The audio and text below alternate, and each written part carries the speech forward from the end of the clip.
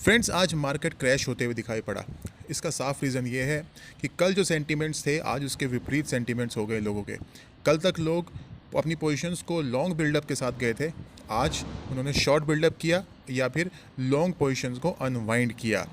इसका साफ रीज़न ये है क्योंकि कल एग्जिट पोल तो दिखा रहा था कि 350 प्लस की सीटें एनडीए को मिलने वाली हैं, लेकिन आज क्या हुआ? आज 300 पर भी अपने आप को टिका पाने में सक्षम नहीं दिख रहा है एनडीए, यानी कि 290 295 के आसपास ही झूल रहा है।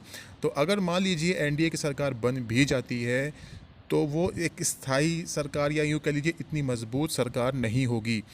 और अभी भी चांसेस, एक डर मार्केट को ये भी है कि क्या प्रधानमंत्री पीएम मोदी ही हमारे अगले प्रधानमंत्री होंगे या फिर कोई और प्रधानमंत्री आ जाएंगे। लेकिन मेरा पर्सनल व्यू तो ये है कि अगर एनडीए की सरकार बनती है तो नरेंद्र मोदी ही प्रधानमंत्री रहेंगे।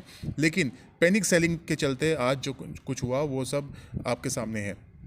देखिए, अब एक डर और है मार्केट को कि अगर मान लीजिए एनडीए की सरकार नहीं बनती, क्योंकि करीबी मामला है, टक्कर का मामला है। अगर कुछ नेताओं ने उलटफेर किया, यानी कि अपना दल बदला, अपने जो सोच है उसको बदलते हुए अपना पाला बदल दिया, तो फिर उसके चलते हो सकता है कि इंडी अलायंस की सरकार भी बन जाए। तो अगर ऐसा हुआ तो ये मार्केट को शायद और नीचे लेकर आए। ऑलराइट, तो इसके चलते अभी मार्केट सहमा हुआ है, पैनिक सेलिंग भी हुई है। तो अभी देखते हैं कल परसों में क्या होने वाला है, किस तरह से रुख बदलेगा मार्केट का। लेकिन हाँ, ये कह सकते हैं कि अगर एनडीए की सरकार आ गई सत्ता में दोबारा से, तो ठीक है, एक पैनिक सेलिंग हुई है, शायद थोड़ी और हो जाए।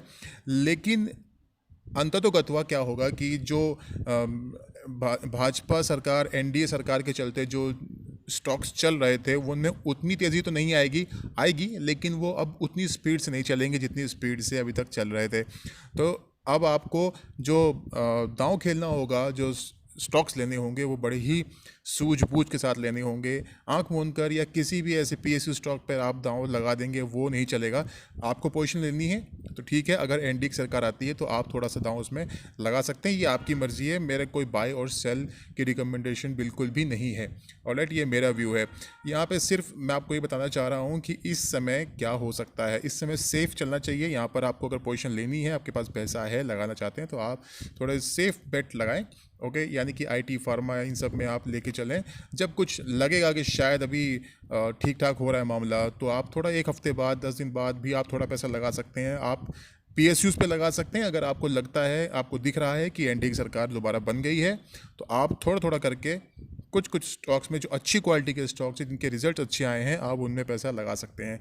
अदरवाइज सेफ चलिए, अपने पैसे को फिलहाल बचाइए, कोई जल्दबाजी मत कीजिए।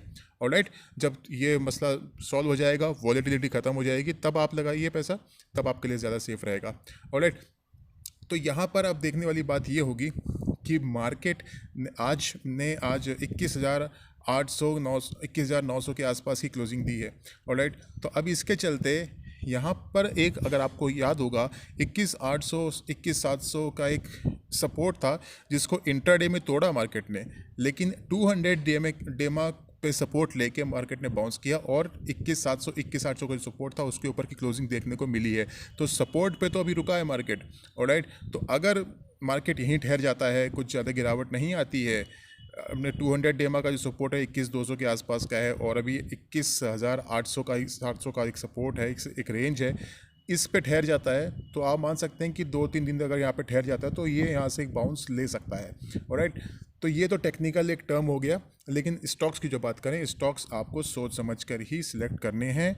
आप पैसा लगाइए, लगा सकते हैं। अभी सारे स्टॉक्स में गिरावट आई है, बहुत से स्टॉक, अच्छे क्वालिटी के स्टॉक्स जिनमें गिरावट आई है, आप उनमें पैसा लगाइए। पीएसयूज ही नहीं, डिफेंस ही नहीं, रेलवे ही नहीं, इंफ्रा ही नहीं, बहुत से अच्छे अच्छे स्टॉक्स ऐसे हैं। इनके अलावा भी अच्छे स्टॉक्स हैं, वो गिरे हैं, तो आप उनमें भी दाव लगा सकते हैं। आप बैंक्स में दाव लगा सकते हैं, आप एबीबी जैसे शेयर्स हैं उनमें दाव लगा सकते हैं। देखिए, मेरा कोई रिकमेंडेशन नहीं है, मैं सिर्फ आपको बता रहा हूँ जिसके एबीबी के रिजल्ट अच्छे आए थे। ऑलराइट, तो इसलिए मैं आपको एबीबी का नाम मैंने सजेस्ट किया है। ऐसे बहुत से स्टॉक्स हैं, मेरा कोई रिकमेंडेशन नहीं है यहाँ पर। ऑलराइट फ्रेंड्स, तो ये मेरा व्यू था मार्केट पर, और लेट्स सी, आई होप कि सब अच्छा होगा। देखिए, इंडिया की ग्रोथ स्टोरी इंटैक्ट है, इकॉनमी स्ट्रांग है, जीडीपी के आंकड़े अच्छे आ रहे हैं, सब कुछ ठीक है। तो घबराना किस बात का, भरोसा रखिए, देर सवेर ही सही, मार्केट फिर आएगा उछाल पे, मार्केट फिर उछलेगा। बस आपको भरोसा करके अच्छे क्वालिटी के स्टॉक पर पैसा लगाना है। तो ऑलराइट फ्रेंड्स, ये था आज का वीडियो। फिर मिलेंगे नए वीडियो में।